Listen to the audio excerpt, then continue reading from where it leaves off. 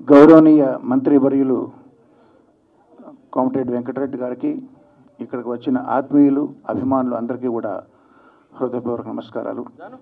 దాదాపు 2.5 సంవత్సరాల క్రితం పాటని ఆయుధంగా మలిచిన యోధుడు, వాగ్గేయకారుడు, మహామనిషి గద్దరన్న నా కోసం వచ్చి స్వయంగా, తమ్ముడు నేను ఒక పాట కంపోజ్ చేశాను, దానికి నువ్వు ఆర్కెస్ట్రేషన్ చేసి పెట్టాలి, ఎందుకంటే నీ ఆర్కెస్ట్రేషన్ నాకు చాలా ఇష్టం అని ఆయన అడగగానే నేను ఒప్పుకుని ఈ పాట బానిసలాల 2 అనే పాటకి సంగీతం చేయడం ద్వారా పరిచయం వ్యక్తులు బొమ్మాకు మురళి, ఆయన సామ్రాజ్యం.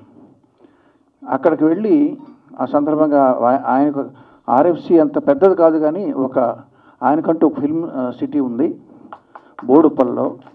అప్పుడు ఆయన చెప్పింది ఏంటంటే, సినిమా తీయాలనే ఉత్సాహం ఉన్నటువంటి ఔత్సాహిక కళాకారులు ఎందరో ఉంటారండి, వారికి కావాల్సిన వసతులు వాళ్ళు ఫ్రీగా ఇక్కడ స్టే చేయడానికి రూమ్స్ కానీ, ఎడిటింగ్ షూట్ కానీ, తర్వాత షూటింగ్ చేసుకోవడానికి ఎక్విప్మెంట్ కానీ అన్నీ మేము చాలా తక్కువగా లేదా ఆల్మోస్ట్ ఫ్రీగా నేను ప్రొవైడ్ చేయాలని నా సంకల్పం అండి. ఎందుకంటే నేను అట్లా వచ్చిన వాడిని కాబట్టి అని నాకు చెప్పారు. అని చెప్పిన విధానం బాగా నచ్చింది. ఆ రకంగా వారితో ప్రయాణం మొదలైంది. ఈ కల్చరల్ ఎవల్యూషన్కి సంబంధించినటువంటి ఈ ఇండియా ఫైల్స్ అనే సినిమా ఇంకొక పాట కూడా ఉందండి, మీరు పాడితే మాకు ఇష్టం అన్నారు. అంటే వినిపించండి అన్నాను. మౌనశ్రీ మల్లిక్ గారు రాసిన అద్భుతమైన లిరిక్, తిరిగి చూడు తిరిగి చూడు తిరుగుతున్న భూమిని, కలిసి చూడు కలిసి చూడు మనిషిలోని మనిషిని అన్న ఫస్ట్ 2 లైన్స్ ఎంత అరెస్టింగ్గా ఉన్నాయంటే, దీనికి మ్యూజిక్ కూడా నేనే చేస్తానండి అని అడిగాను. సో ఆ రకంగా ఆ 2 పాటలకి ఈ సినిమాకి నేను మ్యూజిక్ కంపోజ్ చేయడం జరిగింది. ఇక ఈ సినిమా చేసేటప్పుడు కాదు కానీ ఇందులో హీరో అద్దంకి దయాకర్ గారు తెలంగాణ రాష్ట్రీయ గీతం స్వరపరిచే ఆ సందర్భంలో ఆయన ఎక్కువ కలవడం జరిగింది. నేను కనిపెట్టిన విషయం ఏంటంటే, ఆయన చాలా ప్లెయిన్ హార్టెడ్ వాళ్ళు ఎలా యాక్ట్ చేస్తారు, యాక్ట్ చేయడం రాదు ఆయన అన్నట్టే. సో యాక్ట్ చేయడం రాదు కాబట్టి ఆయన ఈ సినిమాలో జీవించుంటారు ఆ పాత్రలో. So all the best Dayakar గారు, మీకు ఈ సినిమా మంచి పేరు తెచ్చిపెట్టాలి అనే అభిమానంతో నేను చెప్తున్నాను.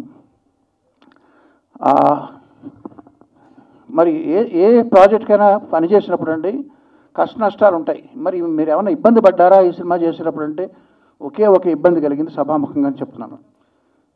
ఈ పాట రికార్డ్ చేయడానికి మేము చెన్నై వెళ్ళేటప్పుడు నేను, మురళి గారు, ఎగ్జిక్యూటివ్ ప్రొడ్యూసర్ కనకదుర్గ, మేము వెళ్ళేటప్పుడు ఫ్లైట్ టేకాఫ్ అయిన వెంటనే కనకదుర్గ గారు ఒక పెద్ద మూట ఓపెన్ చేశారు. దాంట్లో జంతికలు, కారపూస, జిలేబీలు, ఏంటో స్వగృహ ఫ్రూట్స్ ఈ పుల్లారెడ్డి స్వీట్స్ ఉన్న షాప్ అంతా కొని తెచ్చిపెట్టి అక్కడ ఓపెన్ చేస్తే ఫ్లైట్లో ఉన్న జనం అందరూ మమ్మల్ని చూడడం మొదలెట్టారు ఆ స్మెల్కి, ఆ గుమ్మలకి. సో చాలా ఇబ్బంది పడ్డాను. దుర్గ గారు మళ్ళీ అట్లాంటి పనులు చేయకండి, ఎందుకంటే మనకి ఫ్లైట్లో మనం ఏం తినాలన్నా తాగాలన్నా వాళ్ళే ఇస్తారు కాబట్టి మనం సైలెంట్ అయిపోవడం బెటర్. చాలా చక్కటి ఎక్స్పీరియన్స్ అండి. బొమ్మాకు మురళి గారితో జర్నీ అన్నది ఒక ఫ్యామిలీ ఫ్రెండ్తో కలిసిమెలిసి పనిచేసినట్టు అనిపించింది నాకు. ఆల్ ది బెస్ట్ మురళి గారు.